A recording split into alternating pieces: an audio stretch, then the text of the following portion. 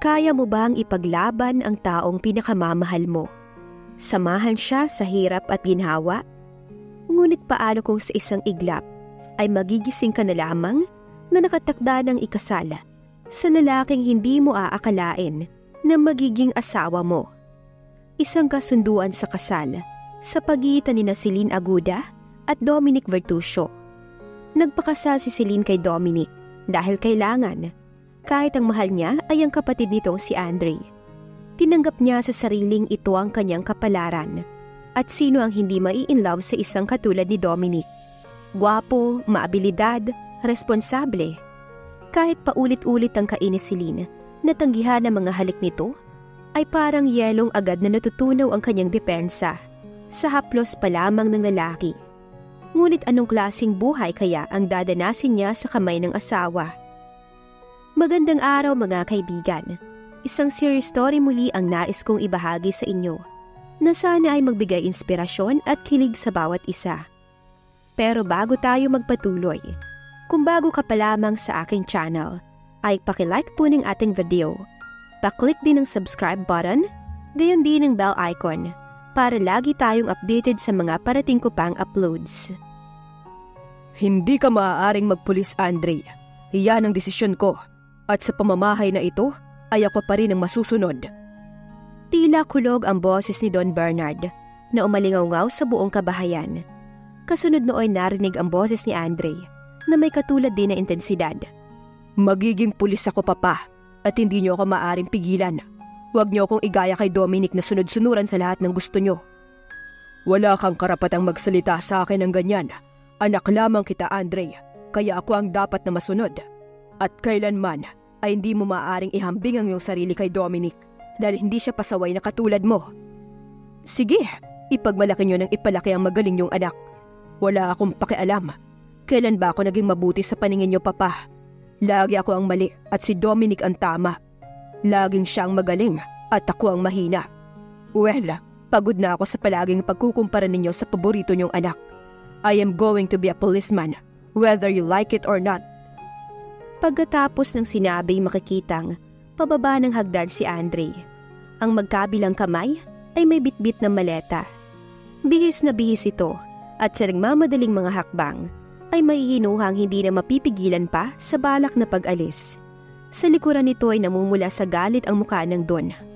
Huwag mo akong lalayasan. Kinakausap pa kita. Ngunit tuloy-tuloy na nanaog si Andre. Matalim ang tinging ipinukol kay Dominic na ng mga sandaling iyon ay nasa ibaba ng hagdan at tiimbagang na naghihintay. Oras na lumabas ka ng pinto ng bahay na ito'y huwag ka nang babalik, Andre. Hindi ako mangingiming itakwil ka kapag tinuloy mo ang balak mo. Pahabol ng kanyang ama. I don't care anymore, Papa. Huminto sa paghakbang si Andre at binalingan ng ama. Talagang hindi na mababago ang pagiging mataas mo, ano? Pwes, kung yan ang gusto mo'y umalis ka na. Wala akong anak na katulad mo. Kahit kailan naman, Papa, hindi ko naramdamang naging ama ko kayo.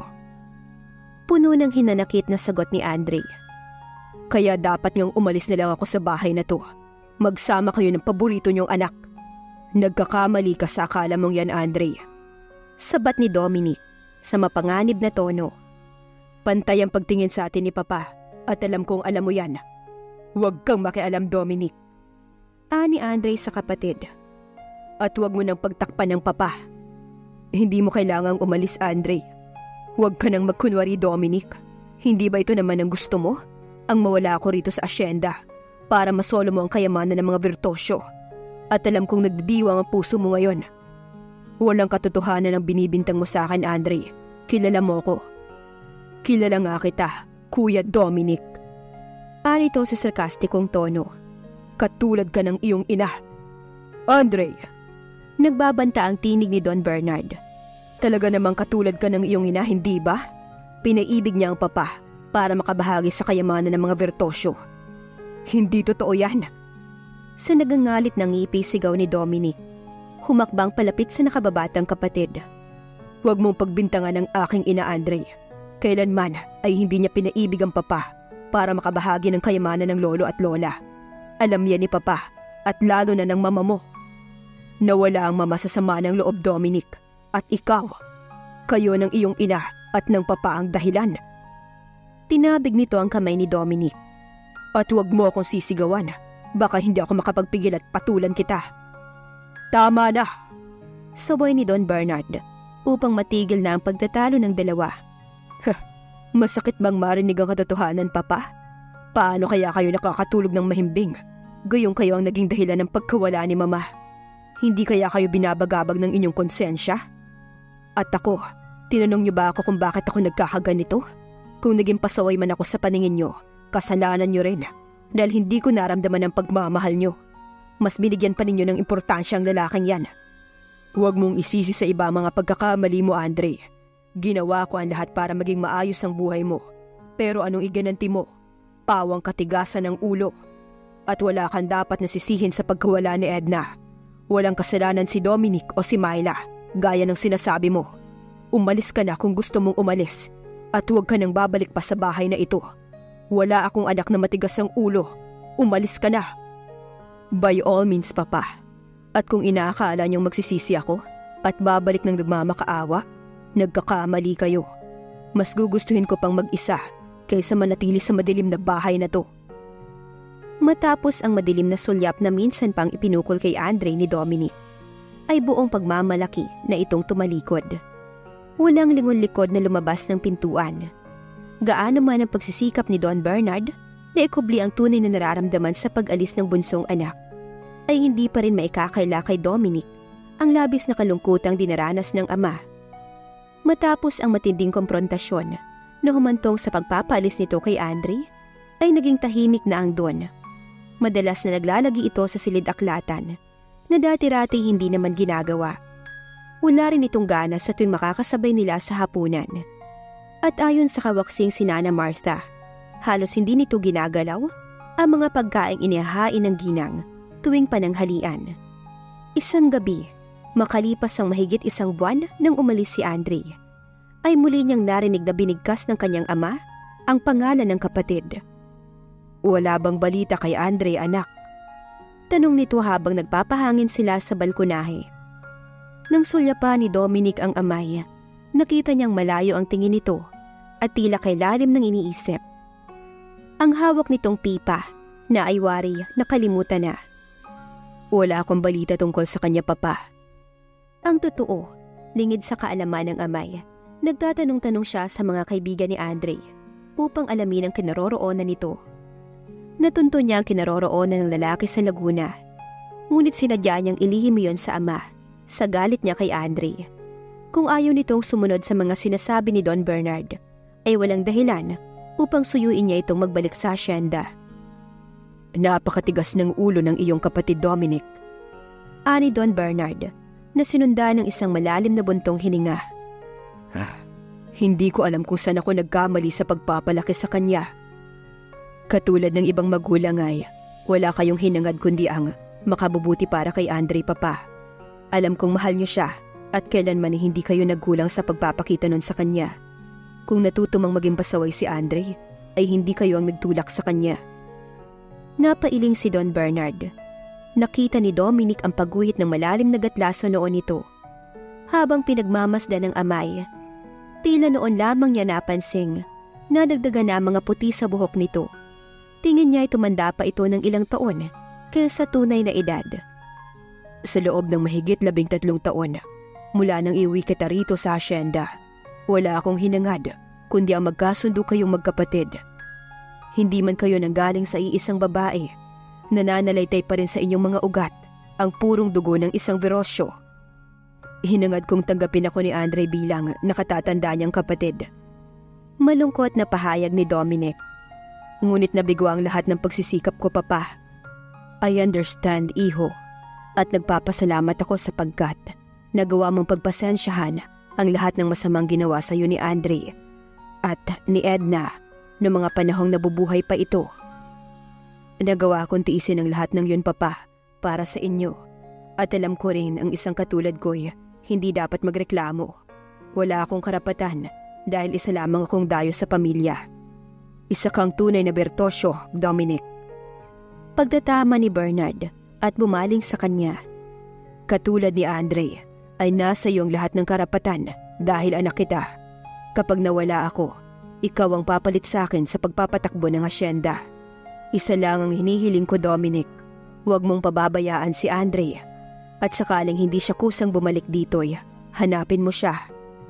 Hindi kayo mawawala, Papa. Babalik si Andre na naririto kayo. Ewan ko, anak. Kilala ko ang iyong kapatid.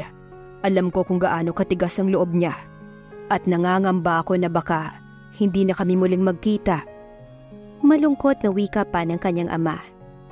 Naging palaisipan kay Dominic ang mga sinabi ng ama ng gabing iyon. Nakahiga na sa kanyang kamay, hindi pa rin siya dalawin ng antok. Noon lamang niya narinig na ipinagbili nito sa kanyang asyenda at maging si Andre. May bagay ba na tinatago ang ama sa kanya? Ayaw niyang bigyan ng puwang ang isiping yun. Subalit isang mapait na katotohanan, ang kinabukasay, bumulaga sa kanya. Nagkatotoo ang kutob niyang may masamang mangyayari sa ama at ang sinabi nito'y magiging mga huling habilin. Kinabukasan ay hindi na nagising pa ang kanyang ama. Masakit, ngunit kailangang tanggapin ni Dominic na wala na ang ama at hindi na makakabalik pa. Sa kabila ng pagdadalamhati, ginawa ng binata ang lahat upang hanapin si Andre at ipaalam dito ang mga pangyayari.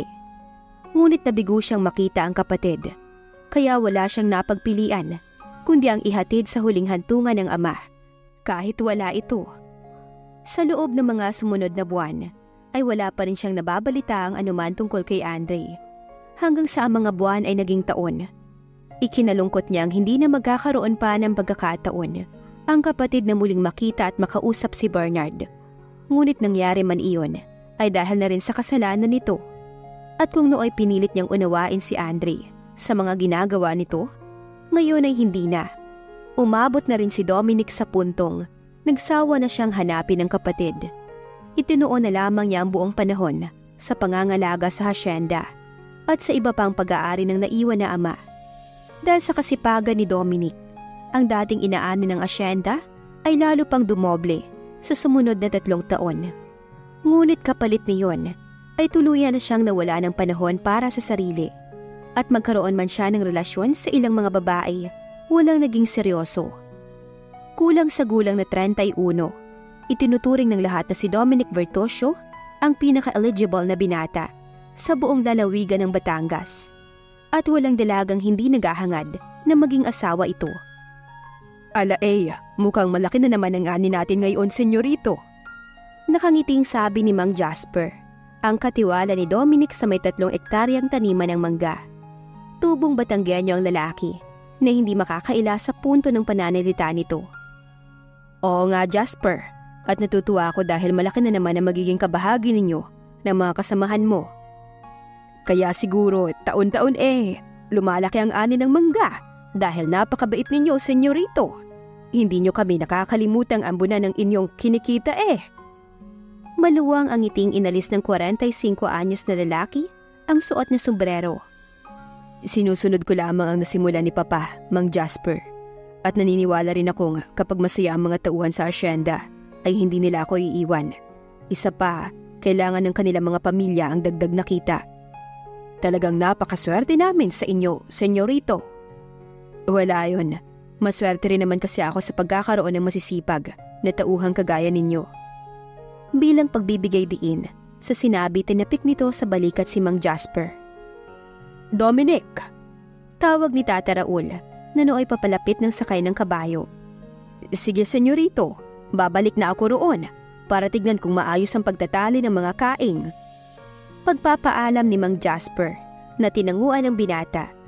Nang makaalis ang katiwalay, binalingan ni Dominic si Tatay Raul na nooy kasalukuyang pababa mula sa kabayo. Ang matanda ay asawa ni Nanay Martha. Ang mga ito na lamang ang tanging kasama ng binata sa bahay asyenda mula nang umalis si Andre at mawala si Don Bernard. Kumusta ang lakad ninyo, Tatay Raul? Kailan daw ho ba madideliver ang mga in-order ko? Baka mamayang hapon pa raw, Dominic. Sagot ng matanda. Sa mga tauhan sa asyenda, ang mag-asawang Tatay Raul at Nanay Martha lamang ang hindi niya pinayagang tumawag sa kanya ng senyorito bilang paggalang sa dalawang matanda. Nang dumating siya sa Hacienda Bertosio, ay matagal nang naninilbihan doon ang mga ito, kaya tinuring na niya ang mga ito na pamilya. Siya nga pala, dumaan ako sa post office para tumingin ng sulat gaya ng bilin mo. May isang sulat doon na naka-address sa'yo. Hindi nakalagay kung kanino nang galing. Baka isa sa mga nobya mo. Anang matanda, na nilangkapan ng biro ang huling sinabi.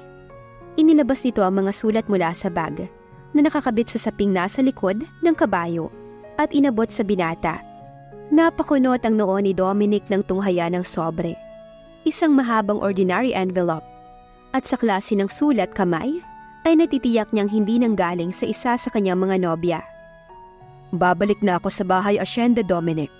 Gusto mo bang dalhan na lang kita rito ng pananghalian? Tanong ng Ginoo at muling sumakay sa kabayo. Huwag na, Tatay Raul. Sa bahay asyenda na ako manananghalian. Sabihin niyo kay Nanay Martha na susunod na ako. Sige, kung gayon ay mauuna na ako. Pag-alis ni Tatay Raul, ay muling itinuon ni Dominic ang pansin sa sobre. Curious kung kanino nanggaling ang sulat. Tinungo niya ang kubong pahingahan at naupo upang basahin ang nilalaman niyon. Sari-sari ang reaksyong mababakas sa mukha ng binata habang binabasa ang sulat. At matapos ay nagpakawala ng isang malalim na buntong hininga. Pagkatapos ng mahigit 3 taon, nakatanggap siya ng sulat mula kay Andre na nababalitang sa Miyerkules, sa susunod na linggo, ay darating ito kasama ang nobya. Naikuyom ni Dominic sa kamao ang sulat, kasabay ng pagtiim ng bagang. Ganoon na lang, isang maikling abiso, na para bang kahapon lamang ang 3 taon na hindi nito paglitaw sa hasyenda. Ni hindi man lang ito nag-abalang kamustahin ang kanilang ama. Sakaling totoo ang kutob niyang, hindi pa nito batid na matagal nang nawala si Don Bernard. Ipinapakita lamang nito na hanggang ngayon ay wala pa rin itong pagpapahalaga sa kanilang ama. Kailangan lang niyang mabasa ang sulat na yon upang mabatid na makaraan ng mahabang panahon ay hindi pa rin nagbabago si Andre. Sa pagitan ng mga linya ay naroon pa rin ang tono ng isang spoiled brat na binata. At isipin pa lamang na muli niyang makikita ang kapatid ay para bang sasakit ang kanyang ulo. Ano pa kaya kapag nakaharap na niya ito? Darating sa 1 linggo si Andre, Nanay Martha. Casual na sabi ni Dominic, na labis namang ikinagulat ng ginang. Kakatapos lamang niyang mananghalian at kasalukuyang dinalhan siya nito ng kape sa balkonahe. Nagtatanong ang mga matang napamaang si Nanay Martha sa kanya. Si Andre! Paniniyak pa nito. Akala mo'y nakalimutan na kung sino ang Andre na tinutukoy niya. Tama kayo, Nanay Martha, si Andre ho. Ulit niya. Pagkaraan ng 3 taon, uuwi na rin ang kapatid mo. Alam na kaya niya ang nangyari kay Senyor Bernard? Sa palagay ko'y hindi pa, Nanay Martha, dahil wala siyang nabanggit na anuman tungkol sa papa. Ano ang mangyayari ngayong babalik na si Andre sa asyenda? Kasabay ng malalim na buntong hininga, kibit ng balikat ang tinugon niya sa ginang. Hindi niya alam kung ano ang mangyayari hanggat hindi muling nakakaharap ang kapatid. Kung tulad pa rin ito ng dati, gaya ng palagay niya, hindi malayang gulo ang likhain ng pagbabalik nito sa asyenda. Ano na kaya ang itsura ng kapatid mo ngayon? Malalaman natin yan pagdating niya, Nanay Martha. At siya nga pala, ihanda niyo rin ang isa sa mga kwartong para sa bisita. Bakit? May darating ka bang bisita? Sinabi ni Andre sa sulat na kasama niyang darating ang kanyang nobya. Aniya, na mababa ka sa tonong hindi kinasisiya ang ideyang magsasama ng babae sa asyenda ang kapatid. Bakit parang hindi mo gustong dumating si Andre na may kasamang nobya iho? Ano bang dapat kong ikatuwa, Nanay Martha? Baka imbes na makatulong ay lalo pang makagulo ang presensya ng babaeng yun sa aming magkapatid. Hindi naman siguro katulad ni Lenny, ang bagong nobya ng kapatid mo, Dominic. At saka, anong malay mo? Baka ang babaeng yun ang makapagpabago sa ugali ni Andre. Kasabay ng marahang pag-iling, ay nagbalik sa alaala ni Dominic ang nakaraan. Ang pangyayaring dahilan upang lalo lamang mamuhi sa kanya ang kapatid. At hindi siya masisisi ni Nanay Martha. Dahil isang babae ang pinagmulan ng nasabing gulo. Kung bakit kasi ayaw mo pang mag-asawang bata ka? Maya-maya'y narinig niyang sabi ng matanda. Sa dami ng nobya mo, wala ka ba namang napili? Aba Dominic, tumatanda ka na. At saka, hindi ka ba nalulungkot? Kaya tahitahimik dito. Wala ka malang marinig na ingay ng mga bata. Sanay na si Dominic sa paulit-ulit na pangungulit sa kanya ng mag-asawa tungkol sa bagay na yon. Ngunit lagi na itinatawanan na lamang niya mga ito. Hayaan niyo, Nanay Martha. Papupuntahin ko rito ang mga batang anak ng mga kasama natin sa asyenda para naman makarinig kayo ng ingay. Biro niya. Ikaw talaga, Dominic? Lagi mo na lamang dinadaan sa biro ang mga seryosong bagay. Abaya, ayaw lang namin ng Tatay Raul mo na makita kang tumatandang binata. Hindi mo mangyayari ang iniisip niyo, Nanay. Nagkataon lamang na hindi ko pa talaga nakikita ang babaeng pakakasalan ko. Hayaan niyo, kapag nakita ko na siya, sa inyo ko unang-unang ipapakilala. Sinabi mo iyan ha? Ani Nanay Martha at nagsimulang iligpit ang wala ng lamang tasa ng kape. Natatawang tumango na lamang si Dominic upang hindi na mangulit pa ang ginang. Ngunit nang iwan siya ni Nanay Martha, ay muli siya naging seryoso. Ano nga ba ang maaaring mangyari sa pagbabalik ni Andre? Humugot siya ng isang malalim na paghinga. Ano't ano man, isang bagay lang ang natitiyak niya. Wala pa ring pinagbago ang kapatid sa kabila ng 3 taong hindi nila pagkikita. Ano ang kahihinatnan ng muling pagkikita ni na Dominic at Andre?